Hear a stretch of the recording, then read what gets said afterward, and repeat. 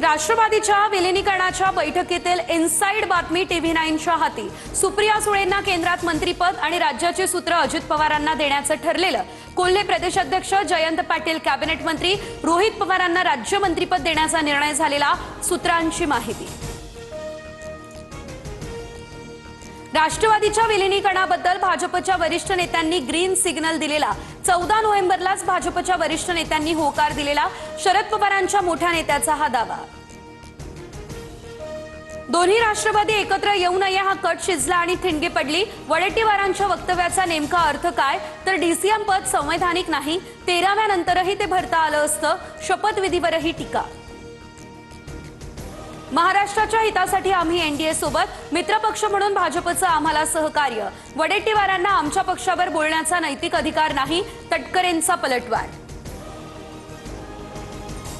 भविष्यात दोन्ही राष्ट्रवादी एकत्रीकरणासाठी स्थानिक निवडणुका एकच चिन्हावर लढणं गरजेचं, असं अजित पवार म्हणालेले। हसन मुश्रीफांचं मोठं विधान। मात्र आता भाजपचंही मत घेणं अतिशय गरजेचं, अशी प्रतिक्रिया। दोन्ही राष्ट्रवादीच्या विलिनीकरणाच्या चर्चेत जे नव्हते त्यांना बैठकीबाबत काय माहित असणार? अनौपचारिक चर्चेदरम्यान शरद पवारांचं हे विधान। फडणवीसांना अप्रत्यक्ष लगावला टोला। दादांना स्वगृही जायचं असेल तर फडणवीसांसोबत चर्चा करायची गरज काय? फडणवीसांसोबत प्रत्येक गोष्टीची चर्चा होतेच असं नाही, राऊतांचा निशाणा। अजित पवार यांच्या अपघातामागे कुठेतरी काहीतरी गडबड, इंजिन रडारमध्ये बिघाड किंवा इतरही काही असू शकतं। मंत्री छगन भुजबळ यांनी वर्तवलेल्या शंकेने अनेकांच्या भुवया उंचावल्या। राष्ट्रवादीच्या विलिनीकरणाबाबत भाजपच्या वरिष्ठ नेत्यांना विचारावं लागेल। आम्ही भाजपसोबत सत्तेत असल्यानं त्यांच्यासोबत चर्चा करावीच लागेल, मंत्री छगन भुजबळ यांचं हे मत। भाजपच्या घोटाळ्याची फाईल अजित पवारांकडे होती। 15 जानेवारीला आरोप केल्यानंतर 10 दिवसांमध्येच अजितदादांचा मृत्यू कसा? संजय राऊतांकडून चौकशीची मागणी। विमानाचा ब्लॅक बॉक्स सापडलाय, सत्तेसमोर येईलच। दादांच्या अपघाताच्या चौकशीची मागणी फडणवीसांनी केली आहे। केंद्रीय विमान उड्डाण राज्यमंत्री मुरलीधर मोहोळ यांची ही माहिती। दुःखात राजकीय पोळी भाजण्याचा संजय राऊतांकडून प्रयत्न। अजित पवार प्रकरणात चौकशी अंती दूध का दूध पाणी का पाणी होणार, नवनाथ बन यांचं हे प्रत्युत्तर। सुनेत्रा पवार उपमुख्यमंत्री झाल्या त्याबाबत अभिमान, मात्र इतक्या लवकर का झाल्या? इतरांप्रमाणे माझ्याही मनात शंका, उदय सामंतांचं वक्तव्य। सुनेत्रा पवार यांच्या उपमुख्यमंत्री पदाबाबत एकमतानं निर्णय, मात्र काही लोक उगाचेच नाराज। लवकर झाला की उशिरा यापेक्षा निर्णय योग्य आहे का हे सांगा, छगन भुजबळ यांचं हे भाष्य।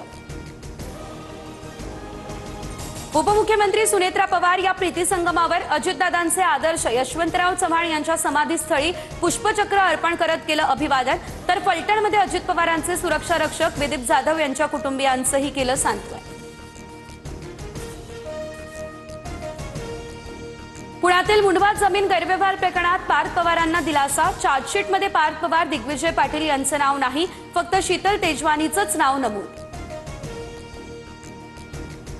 न्याय हा निवडक असो का? पार्थ पवारांना शिक्षा कोण देणार?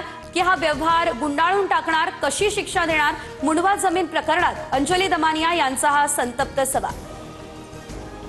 भारत चीन सीमारेषेवरून राहुल गांधी आक्रमक, थेट माजी लष्कर प्रमुखांचं पुस्तक दाखवलं। चीनने भारताच्या हद्दीत 4 तंबू ठोकल्याचा दावा। राजनाथ सिंह, अमित शहांचा आक्षेप, संसदेत खडाजंगी। आम्ही मुंबई भाजपसोबत जाणार नाही, नाही म्हणजे नाही। मुंबईमध्ये मनसे भाजप युतीच्या चर्चांवर राज ठाकरेंनी एका वाक्यात विषय संपवला। केंद्रीय अर्थसंकल्पातून आता महाराष्ट्राला सुमारे 1 लाख कोटी मिळणार। विकसित भारताकडे दमदार वाटचाल करणारा अर्थसंकल्प, फडणवीसांकडून हा विश्वास व्यक्त।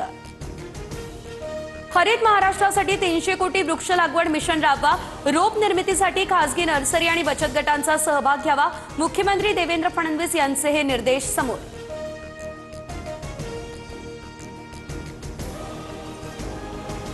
तिकडे चंद्रपूर या ठिकाणचा काँग्रेसचा वाद टोकाला पोहोचला। धानोरकरांच्या नगरसेवकांच्या घरावर नोटीस लावल्याचा आरोप।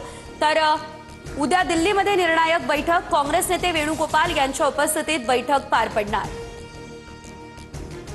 अखेर मुंबईमध्ये भाजप आणि शिवसेनेचा गटनेता ठरला। भाजपच्या गटनेतेपदी आता गणेश खणकरांची वर्णी, शिंदेंच्या शिवसेनेच्या गटनेतेपदी अमेय घोले यांची निवड। मुंबई पालिकेच्या 18 प्रभाग समित्यांपैकी 8 प्रभागांवरती ठाकरे बंधूंचं वर्चस्व, महायुतीसह समसमान सत्ता। 8 प्रभाग समितींवरती ठाकरेंच्या नगरसेवकांची कमाल। राष्ट्रवादीच्या विलिनीकरणाच्या चर्चेदरम्यान जितेंद्र आव्हाड, नजीब मुल्लांची गळाभेट। ठाण्यातील पक्ष कार्यालयामध्ये अजित पवार यांच्या अस्थि कलशाचं दर्शन घेतलं। अजितदादांच्या आठवणीनं दोन्ही नेते भावुक।